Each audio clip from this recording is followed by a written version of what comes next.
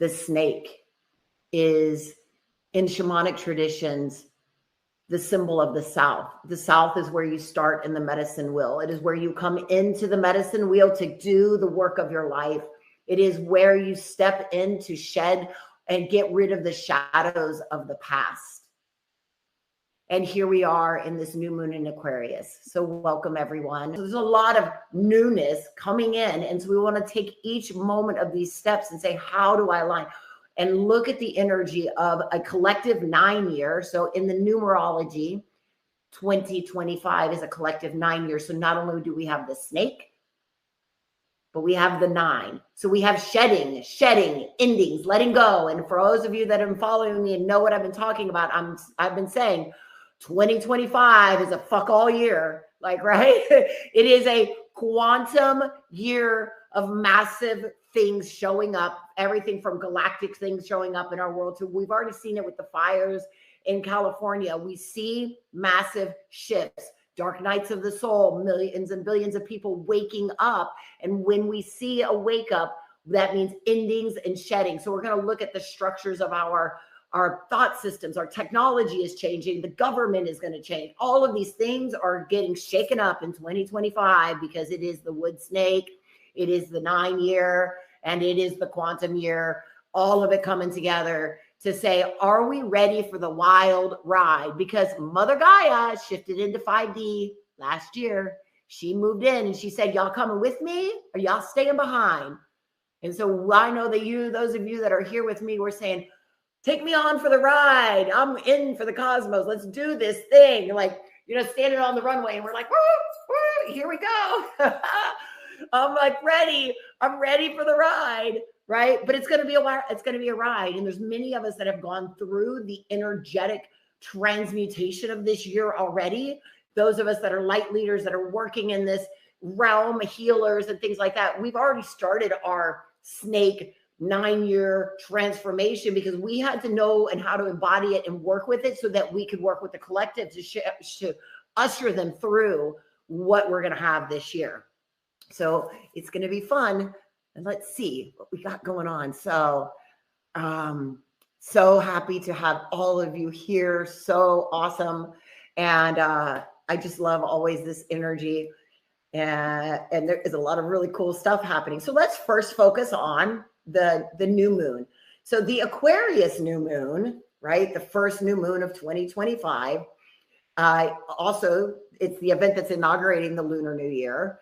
And this Lunar New Year carries with it a spirit of possibility and transformation. Again, think of like death and rebirth, the shedding of the skin. But when you shed something and it goes away, or a 9, what comes after 9, next year's a 1 year. It's a new beginnings, right? So we have this time to cast off burdens of the past, embrace new possibilities for what lies ahead. And so we have this year of the snake in there, which is the symbol of wisdom and subtle change with a big impact. And so it's inviting us, this Aquarian energy, right? We're now in the age of Aquarius. And so it's inviting us to have visionary thinking, freedom, innovative ideas. That's why I keep talking about like the technology and things, because visionary thinking, freedom, and innovative ideas are going to bring about a lot of different ways to look at our systems in the world, whether that is our government systems, our food systems, the way we see anything, our technology systems, right? All of those things are going to be new visionary thinking, new freedom, new innovation. And so Aquarius is a fixed air sign, and it's known for its intellectual curiosity, but also for its humanitarian focus. It's about the collective. It's about the ability to break free from tradition. So the Aquarian is asking us to say, yeah, tradition is great, but kind of like, screw it. Let's see what else we got, right? It's saying, let's move in and let's, find a moment to set intentions around progressive goals, collaborative efforts, more authenticity. And it's a call to create new pathways for growth, to challenge societal norms and align with a collective future. Challenge societal norms. That's when I say 2025 is one of those years, because that's what's going to happen. We are going to see what we think to believe or know, or the norms to start to no longer to be questioned, to be looked at and say, okay, is this really what I want? And so this, new moon, it's the midpoint of winter. And so it's representing that we're starting to get the stirrings of new energy moving towards spring, allowing for us to see that. And it's also in the sign of the water bearer. And the water, they think of water, right? What does water do? Water flows. And it's the first of the Aquarian is the first of those energies around that, right? And so because this Aquarian new moon is beginning this first new moon of the new year, it's asking us to envision a new reality. That was one of the reasons why we did our quantum year and why we're continuing our quantum year program and doing this thing in the collective for the entire year. Is because I want you to envision a new reality. And I'm going to even ask you to go beyond what you think is possible for yourself, for the collective, and envision something even greater than. But to do that, we have to break free from our old patterns and release our attachment to the past. And so this event is encouraging us to welcome those new possibilities, but to also embrace the unknown and the unfamiliar, to step out of your comfort zone, right? So we have this circle, and this is our comfort zone. And then we go here, and it's our risk zone. And then when we go out here, that's called our die zone. I can't do that, or I'm going to die. That's the feeling we get. What it's asking you for is for your comfort zone to expand, right? To allow yourself to step out into the risk zone, to look at the unknown, to get aligned with something different and create a reality aligned with your truth. And so this sign is about innovation and collective progress. So we're moving out of the individualism, although it's the individual on the inside, right, that emerges, that allows for the collective experience. And it's asking us to challenge conventions, to think outside of the box, to approach change with an open mind. This is like, I love this energy. I probably because I've been challenging conventions, thinking outside of the box, and approaching change with an open mind for a really long time. And I used to think that was like, meh, like I was doing something wrong. Like I was bucking the system a little too much. Like the spiritual leader who cusses a little too much, right? The person that, like the certain different things where I was like, I'm a little outside of the conventional box, but what it has brought me is an authenticity that has been unshakable, that people love, that has also then now brought my experience into the world in different ways, and a community that I absolutely love. And so I keep thinking outside of the box, and I keep approaching things with an open mind. I keep looking at people, places, relationships, and the way that society sees them and saying, what is that? So where can you question societal expectations, the norms, the rules, explore unconventional paths that might bring you closer to the truth of who we are as a collective? I mean, if you had told me 15 years ago, my gosh, if you'd even told me 10 years ago, maybe even like 6 or 8 years ago, that I'd be talking about galactic wisdom and the Galactic Federation, and that we're going to start seeing entities showing up on planet Earth, I would have thought myself to be a little nuts. And now I'm like down the rabbit hole of it, and I've seen, know, and feel it. And I'm like, oh, it's coming, and it's coming big time. And because we're living into this age of Aquarius. And so it's inviting us to reflect on what role we aspire to have within the collective. So I want you to think about this for a minute. If you brought pen and paper, you have something to write with. What is the role that you aspire to have within the collective, within the changing social paradigm, within your local community, whatever that is? Just think about it. Is there anything that you want? I want to show up as honestly, I say this all the time. I'm like, I'm looking to change 1 billion lives in my lifetime. The other 7 billion, if I piss them off, it's okay. Right? So it's like, my role in this is to actually ruffle some feathers, to actually show things in a different way, to allow for things to be looked at differently, and to be okay when I get an email from somebody that's in my community that says, I just don't like the way you do that. you're too sexual, your boobs show too much, or whatever it is. I've got them all, right? And then I often other people say, I love that very thing about you. And so what is your role that you aspire to have within the collective? What mine is the reason that I stick to my authenticity is because I'm not trying to reach all of the high echelon spiritual people that are already out there. They're getting it. I'm trying to reach the normal person. That's what my book is about, High on Life, A Prescription for Bliss. My role is to be a bridge between the people that know nothing about it, those in prison, those sexual trauma, right? All these people that have that, the places that I've come from, and show them that no matter what's happened, where they've been, what they say, whatever, that they too are a divine being and that they too are part of this. And so if I'm not authentically myself, I'm leaving behind a lot of people that are looking for and needing healing and transformation because they think that's unreachable to me over there because that person is so high, goody two-shoe, whatever it may be, that I can't relate to that. So why would I listen to that? Because that's for them out there and that's not for me.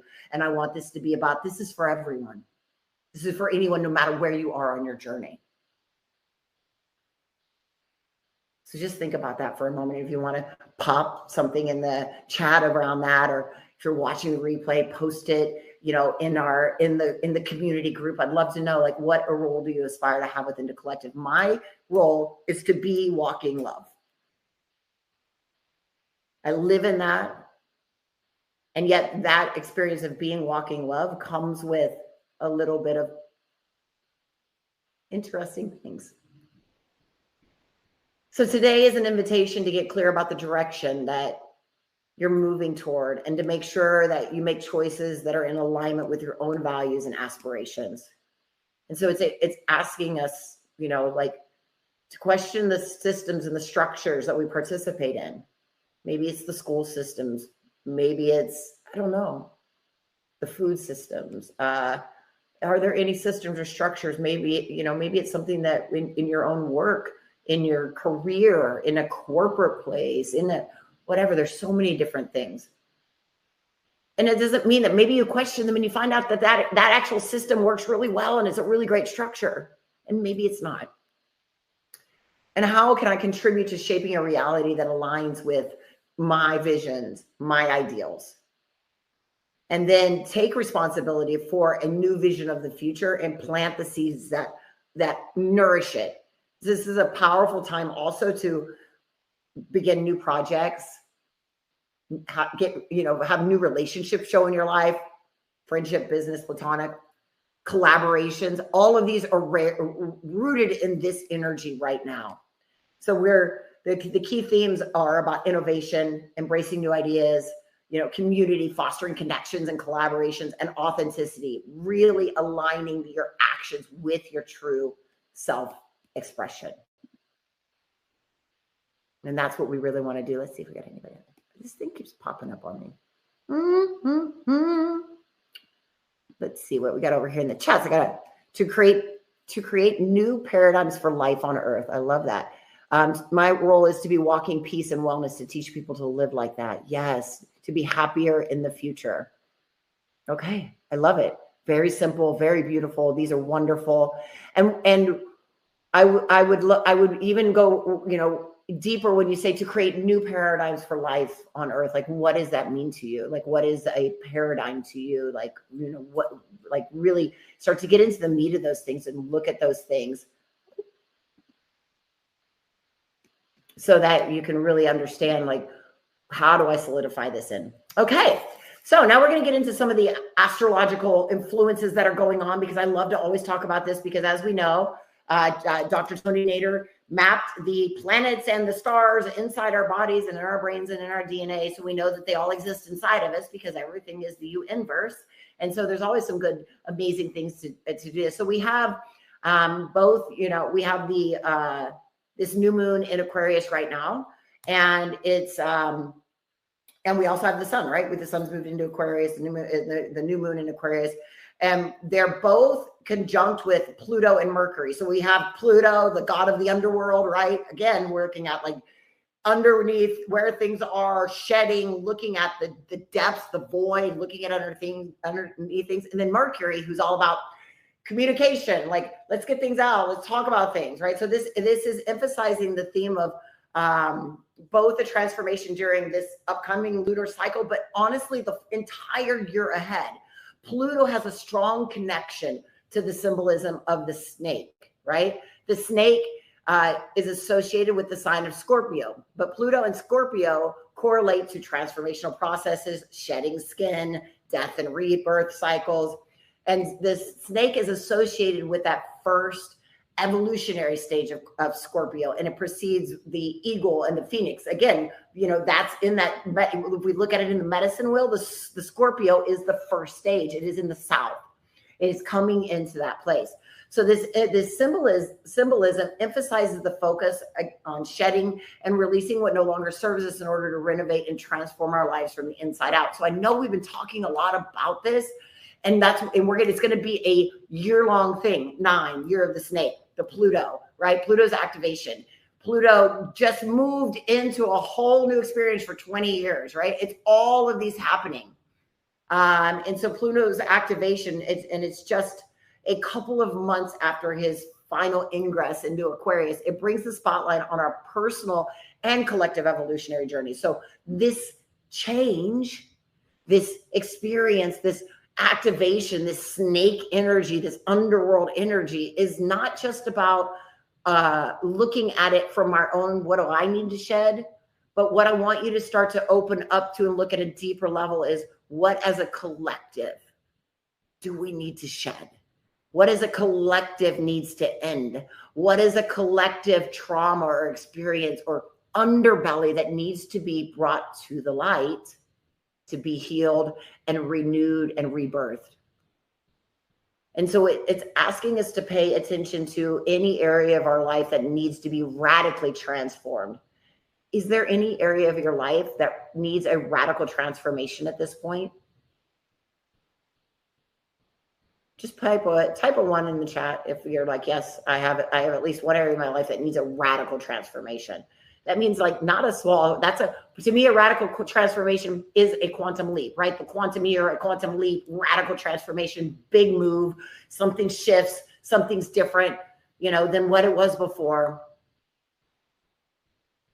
And so this is asking us that we are being asked to evolve and grow. Again, it's that Pluto's transformative energy illuminates the shadows that we don't normally see, or invites us to confront what we may have avoided or suppressed. So now, if you have that one place that needs to be radically transformed, or maybe it's more than one place, what is underneath it? What's the underbelly? What's lying there? What are you avoiding or suppressing?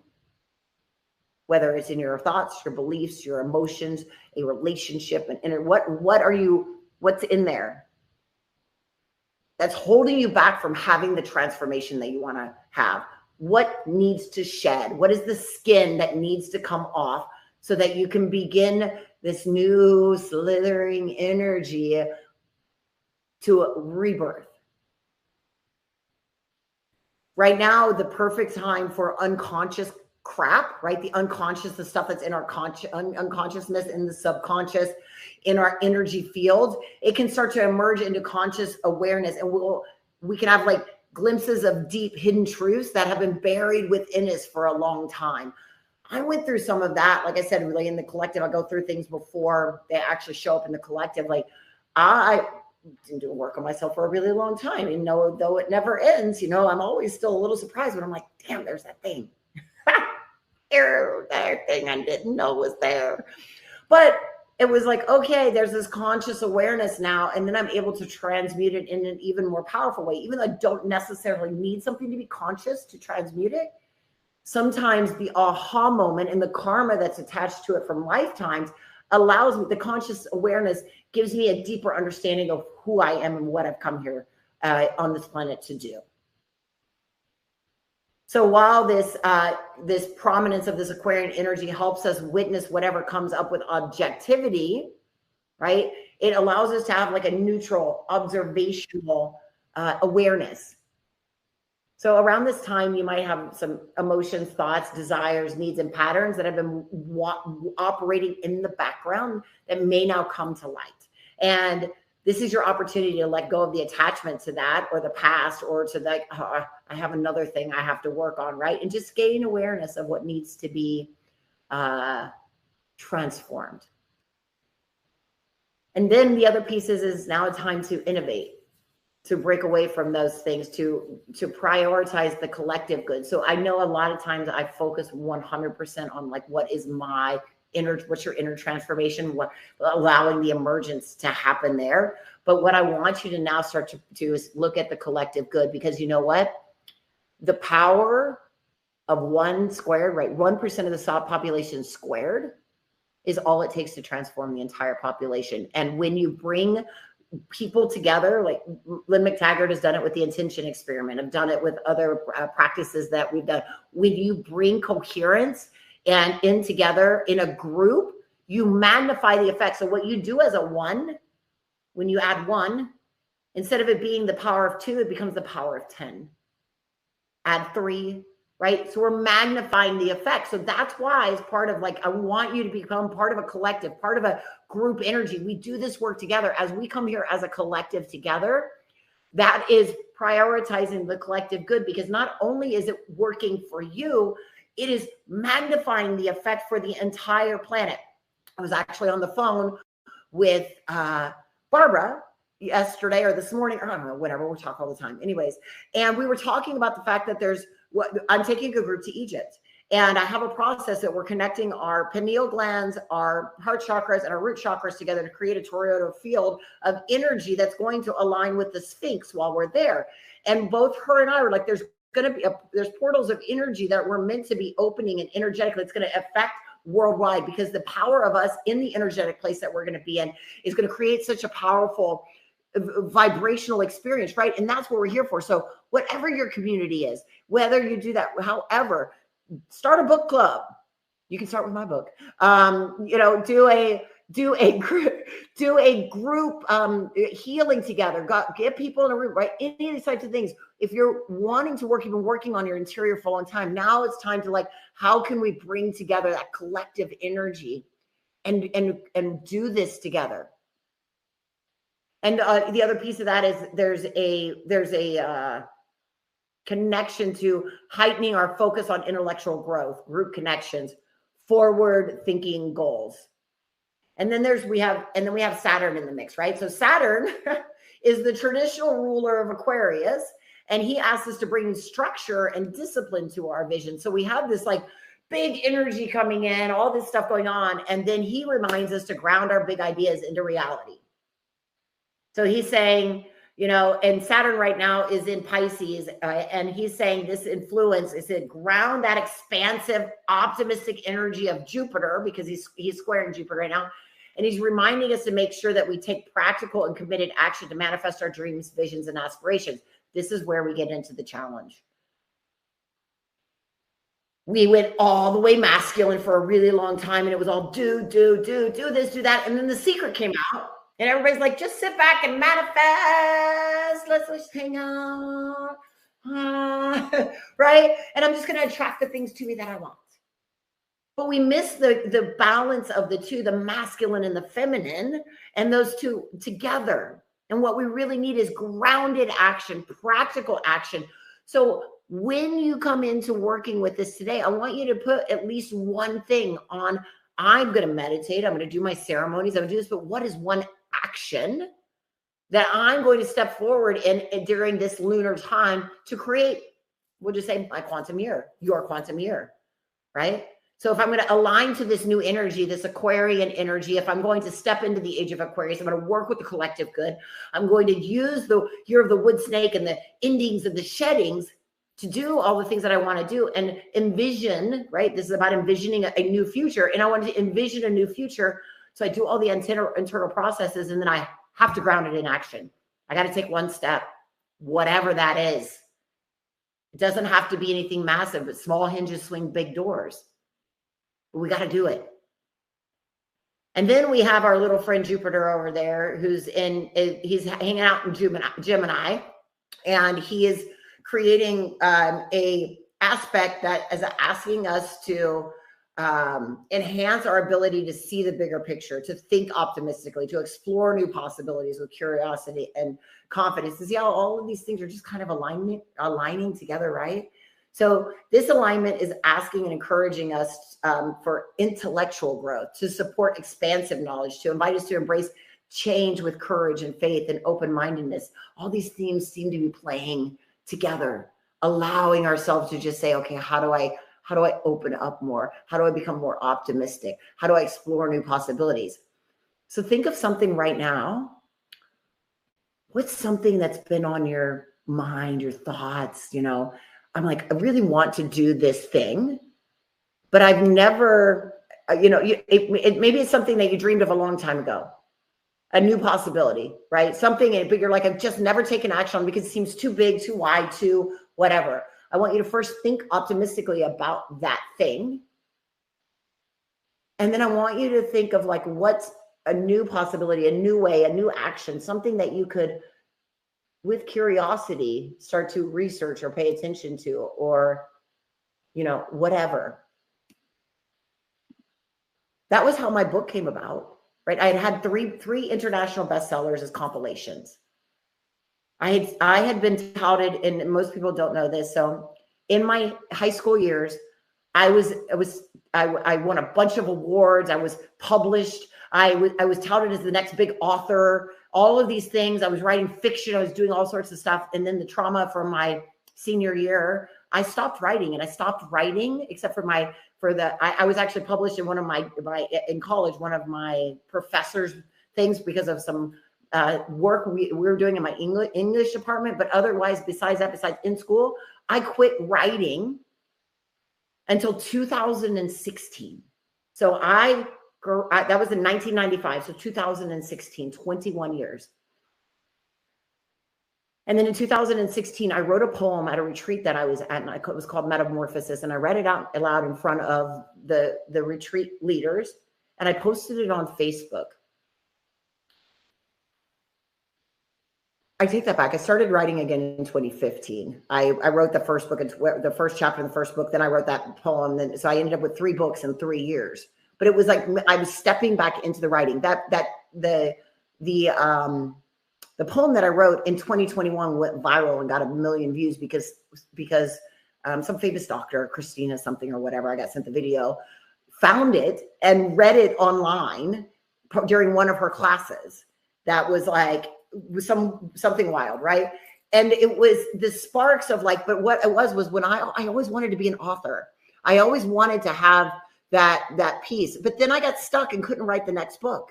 And finally, what forced me into that was like, I have to create a new idea, do a new thing. And that was when I entered into the Hay House writing contest to force me to write this book. So how can you find something that is a vision or something you've let go of or a way and explore a new possibility with curiosity to get you to that place, a new way? And the final thing is that we have Venus hanging out also. And Venus is in Aries, and it's got a little thing going on with Mars and Gemini. And so this is sparking creativity, social collaboration, and asking us to take actions on our goals in exciting and dynamic ways, moving us towards a mystical, glamorous, and dreamy energy. It's asking us to attune to the frequency of divine, unconditional love. And Venus is right now, she's in her final phase of her journey through Neptune. And so it's a completion of a cycle again. It's an opportunity to release illusions, but illusions we hold about love, relationships, like everything that prevents us from moving through life with an open heart. And then we have that Mercury that's encouraging us to have clear communication, and focused intention, focused energy, and really moving into that place. So now let's move into really discussing this year of the wood snake, right? So that we have wisdom, deep introspection and spiritual insight, growth, expanding personal and collective potential within the energy of wood, adaptability, navigating transformation with grace and resilience.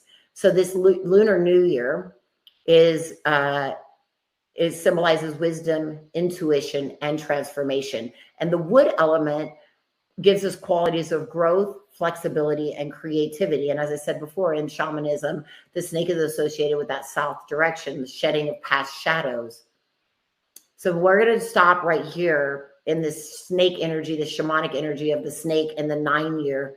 And I want you to take just a few moments to write down again anything, right? What is it? What are the past shadows? What is the belief system? What is the thing? What is holding me back? And maybe it's like, I have financial issues and that's the thing I have a problem with, but I don't know what the underlying underneath belly of it is. Maybe I don't know what the Pluto underbelly is of my challenge.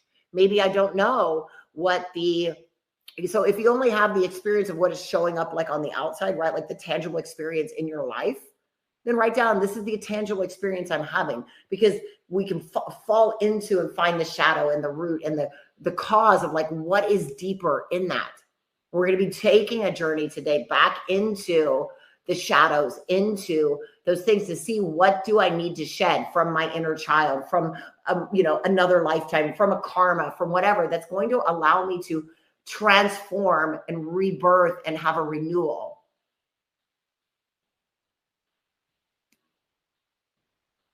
So just take a few minutes for that.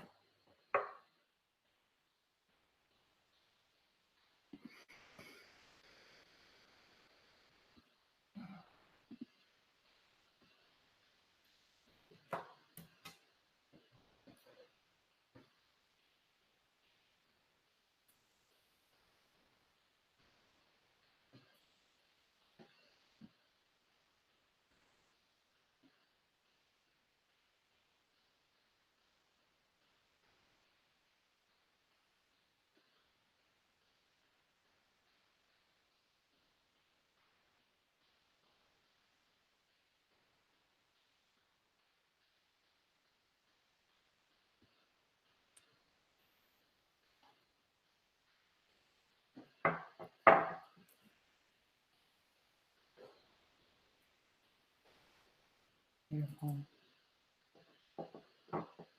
And if you want to share them in the chat, you can. If you're watching the replay, please share in the community. So Melissa S is saying that she wants to release the failures of my past. And so I want to reframe that for you, Melissa. What if there is no such thing as failure? What if it's just information? What if the failure was your soul moving you towards something else? What if it was just a redirection? When I shut down my business in 2022 and I filed bankruptcy on it and I moved out of the country and moved to Portugal, I could have looked at that as a failure. But instead, what did it birth in me? It birthed me being able to bring all of that work and those processes that I'd done for all those years into a new light that allowed me to live in a higher state of consciousness, in a place of peace and love, allowed me to go back to school to get my PhD, allowed me to write the book that is now being published, allowed me to start a mystery school. It wasn't a failure. It was a redirection into what I was really meant to be doing. So we can start to look at our past and the stories we tell ourselves. It can be really transformative. So I ask you to maybe look at some of those so-called failures and see what was the gift that came from that thing. Because they've all brought you to here. And even when something is so, I don't want this thing. I don't want this thing so bad. Like I don't want to let it go. I don't want to, right? I've had relationships, businesses, house, you name it. Like, I don't want to let go of that thing. And then the beauty of being able to have had that failure, that experience, was really the transformation I was seeking, that I had been asking for, right? I was aligned enough that my soul was like, no, you said you wanted this, and that's not it. And we're going to take it from you because you keep saying this is where you're going and you're aligned to your soul. And yet you're stubborn thinking that that's it over there, and it's not. Anybody else stubborn? I can see some hands raising. Yeah, exactly. Beautiful. Awesome. Let's see where. Okay. That's fascinating. You keep being redirected, but you haven't arrived anywhere. You have arrived. In a way, you just don't know what that arrival is yet. It's all available to you right now. So I've been where you are, Melissa, and I understand. And I know what it feels like if you feel like you're lost or confused or like you don't know what's happening. But the space in between, the place of confusion, is the doorway to all infinite possibilities. When we are so focused on thinking that this is the way I have to have my transformation, or this is the way that something has to happen, what I'm doing is I'm not allowing the quantum soup of reality, that mix that's there of all the infinite possibilities that are available to me, to be available to me. So instead, what I've done is I have my alphabet soup of quantum reality, and they're my alphabets. I've chose alphabet A, and that's my destination. And so because I have A, B through Z are no longer available to me. I can't have any of them or any of the things in between. But when I put A back down, failure, A back down in, then all of a sudden I now have A through Z and all the things in between, and the possibility for the arrival of any and all of those magical things to happen. And then I get to pick again in peace and play and have that energy. Awesome. Okay. All right. So in the year of the wood snake, the wood snake is thoughtful, it's intuitive, it's wise. It represents a time to slow down, to reflect, to make strategic decisions. So now I want you to think about, where do you need to slow down in your life? I took my 2025, and I usually do like, I'm going to have a bunch of, I'm going to run this program, I'm going to do that, I'm going to do everything and stuff. And then I went back at the end of December of 2024, and I was like, nope, not doing that, threw it out. Nope, not doing that, threw it out. Nope, not doing that, threw it out. I was like, slow down, reflect, make strategic decisions. And that's where we want to go. So unlike what we just came out of, the mythical year of the dragon, right? The wood dragon, the snake embodies qualities that are appreciated for their precision and their depth. So wisdom, elegance, the art of being quiet movement. And because it's known for its ability to shed its skin, it signifies that deep transformation that we're looking for, offering us, a new type of growth, something that allows us to let go of the old, manifest the new, create the new. And we're asking to, and being encouraged to, rely on our insights and instincts, going introspective to make transformative decisions, and move with deliberation. The snake can be really quick, right? But most of the time they're sliding on their bellies, moving, So we want to harness the power of patience and look at the finer details of as we're pursuing our intentions, our sacred intention. What is that? What is the smaller details? What are the things that I'm missing? What is the little tweaks that are going to make the big experiences? And the snake also symbolizes transformation. And so we're looking at, where do I need to still transform?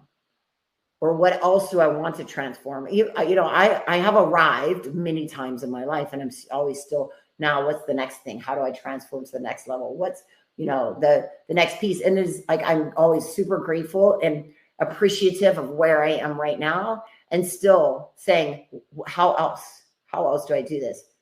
And so while the snake can be patient and observant, right? It waits to strike. The wood element adds flexibility and creativity to its energy. So it's supporting innovation and adaptability. So this is for your entire year. So one of the things is strategic vision, right? And so this is a little different than going up into the field, working with the quantum year, creating a sacred intention and just aligning and visioning it and doing all the things that we've been doing for the last 28 days in our quantum year. This is asking you to be methodical. And how I start with that methodology is, I was explaining in our quantum year program recently, I was talking about the 15-1-1 method. I would say the first thing to be long-term focused and methodical is to give yourself a day every month, where you are moving towards living as if, where you're living into the experience. And so I would say put it on your calendar right now. Align it to yourself right now. Don't just look at like the next 3 weeks of your life. Like vision something that's like, if I want to create something in October, if I want to, I'm speaking at a conference and getting an award in Dubai in November, right? And so if I want to, I know that I have all these trips planned, all these different things. I got to be methodical about those things. But if I want to have a certain experience by December 31st, then I'm going to work backwards from that. So do you have something? I do this with business planning with clients and stuff like that, right? They're all like, I want to make 10K a month, or I want to make 20K a month, or whatever. And I'm like, great. Have you ever looked at that logistically over a year and understood, like, what does that mean? Method-wise, backwards, right? So take time to do some strategic visioning